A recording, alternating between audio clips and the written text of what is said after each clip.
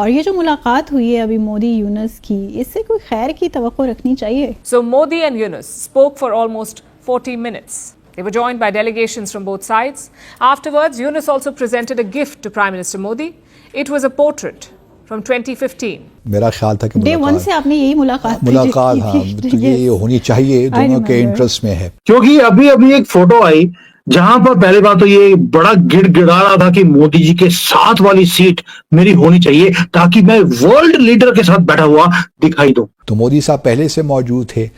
Optics को इतने अच्छे नहीं थे क्योंकि मोदी साहब का स्टाइल तो ये ना कि झप्पी डालते हैं। Back then, Yunus had attended the Indian Science Congress in Mumbai. There he was given a gold medal by Prime Minister Modi.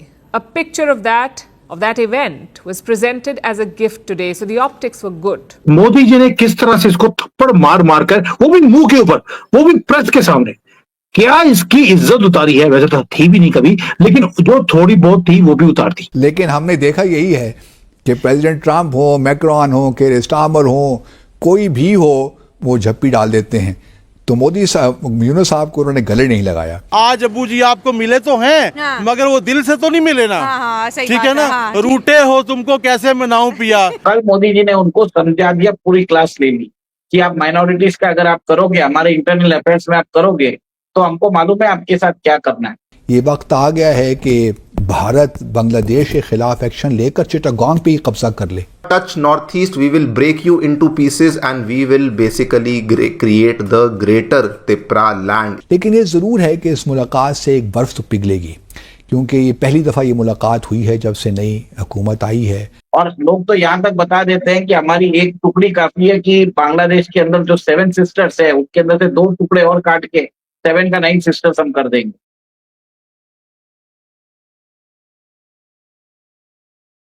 नमस्कार दोस्तों, कल पीएम मोदी ने मोहम्मद यूनुस से मुलाकात की।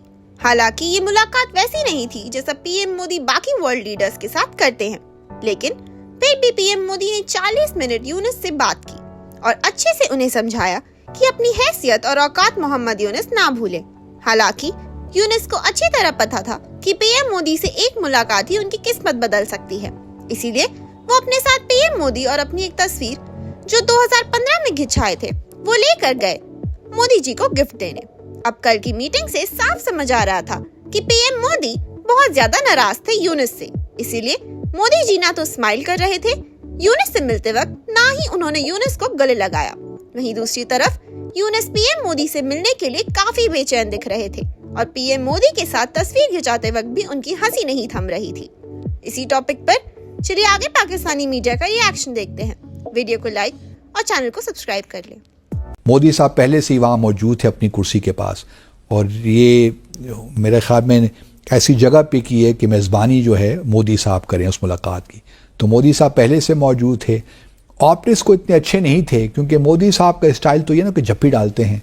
शेख हसीना को तो झप्पी नहीं डाल सकते थे ना। लेकिन हमने देखा यही है कि प्रेसिडेंट ट्रंप हो, मैक्रोन हो, केयर स्टारमर हो, कोई भी हो, वो झप्पी डाल देते हैं। तो मोदी साहब, यूनुस साहब को उन्होंने गले नहीं लगाया और सिर्फ हाथ अलबत्ता ज़ोरदार उन्होंने मिलाया ज़ोर से, लेकिन स्माइल अगर आप उनको कैमरे के सामने ही देख रहे हैं तो उस तरह वो एक बॉन हॉमी जो होती है उस तरह नज़र हमें नहीं आई। लेकिन ये ज़रूर है कि इस मुलाकात से एक बर्फ तो पिघलेगी, क्योंकि ये पहली दफ़ा ये मुलाकात हुई है जब से नई हुकूमत आई है। इंटरम सेटअप ही सही, लेकिन ये पहली मुलाकात है, तो एक अच्छा है, पाकिस्तान के भी कॉन्टेक्स्ट में अच्छा है। लेकिन हम तो चाहते हैं कि रीजन में एक लिहाज से हारमोनी पैदा हो। वैसे तो बांग्लादेश बोलना चाहिए, बांग्लादेश के बिकारी सो कॉल्ड एडवाइजर की जिसकी इज्जत उतरी, वो भी कहां, बैंकॉक में जाकर। जय सिया राम सर। जय सिया राम सर। ये जो मोहम्मद यूनुस को अब आदत पड़ गई है कि हर एक कंट्री में जाकर उनके पैरों में लेटने की, उनको बोलना कि भाई मुझे अब कारपेट की तरह यूज कर लो, बस थोड़े से पैसे दे दो। मोदी जी से इन्होंने क्या बोला? देखिए सर, बेकर देश के जो नोबेल लॉरिएट है, international banking Nobel laureate Mohammad Yunus, आप उनका काम बोलते हैं बहुत बड़े इकोनॉमिस्ट है, बट मेरा एक चीज मानना है, क्या डिग्री है उनके पास बताइए। ठीक है, उनको ग्रामीण बैंक के बारे में, he is known for micro finance जो बांग्लादेश में चालू हुआ था, किया था इन्होंने ग्रामीण बैंक, और उसमें भी बात आई थी कि घोटाला हुआ था, ठीक है, इंटरनेशनल फ्रॉड है, और इसको सपोर्ट किया है ओबामा, बाइडेन ने, हिलरी क्लिंटन ने भी सपोर्ट किया, तीनों ने मिलकर इसको सपोर्ट किया है।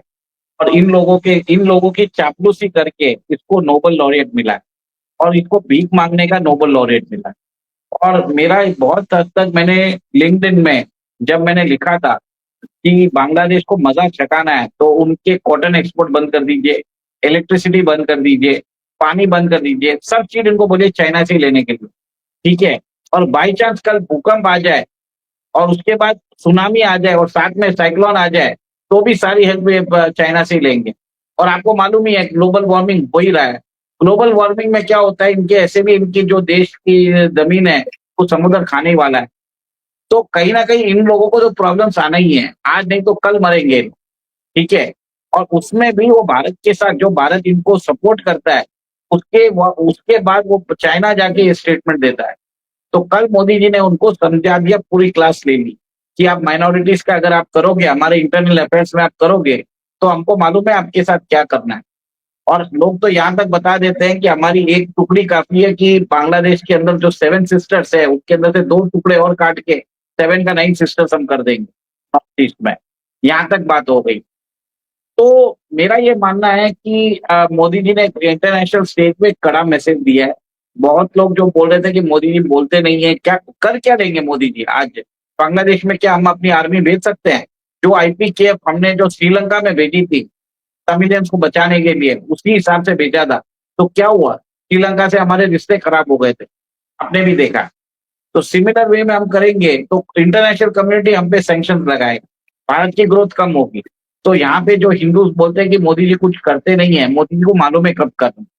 बहुत सारे इंटरनेशनल रिलेशंस होते हैं जिनको समझ में नहीं आता। लेकिन इस मुलाकात के फ़ौरन बाद भारत के फॉरेन सेक्रेटरी ने प्रेस कॉन्फ्रेंस से खिताब किया, एड्रेस किया, और उसमें कहा कि जी हमने और इश्यूज़ के साथ साथ जो बांग्लादेश में हिंदू हैं माइनॉरिटी, उनका भी मामला उठाया है जी। तो ठीक है, उठाया है, अच्छी बात है। बांग्लादेश ने भी अपने जो इश्यूज़ हैं वो उठाए होंगे, जो टीस्टा वाटर का इशू है या और बड़े इश्यूज चल रहे हैं, शेख हसीना का इशू है, उसको वापस भिजवाएं, वो तो सबसे ज्यादा इम्पोर्टेंट है।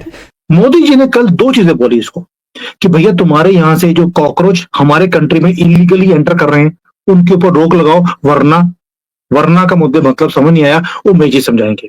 और दूसरा बोल दिया कि जो तुम हिंदुओं के साथ वहां पे कर रहे हो उसको रोको, वरना। अब ये वरना क्या था 2 चीजों के ऊपर, ये समझाइए। देखिए, सबसे बड़ी बात है कि जो रंगपुर बॉर्डर है उसको एक्सपेंड करने की बात बोल दी है कि अगर आपने नहीं किया, भारत ने एक्चुअली क्या किया, 2-4 दिन पहले ही एक मिलिट्री ड्रिल की जिसके अंदर पैरा कमांडोस ने एक तरह से ट्रेनिंग ली है कि अगर चिकन नेक को एक्सपेंड करना पड़े तो कैसा करना पड़ेगा, उसका जो ऑपरेशनल जो बोलते हैं ट्रेनिंग और वो जो भी उसका प्री कर्सर बोलते हैं वो कर लिया, ठीक है। और एक चीज उन्होंने ये भी बोल दिया है कि आपके यहाँ से इलीगल माइग्रेंट्स को आप आने मत दीजिए, ठीक है।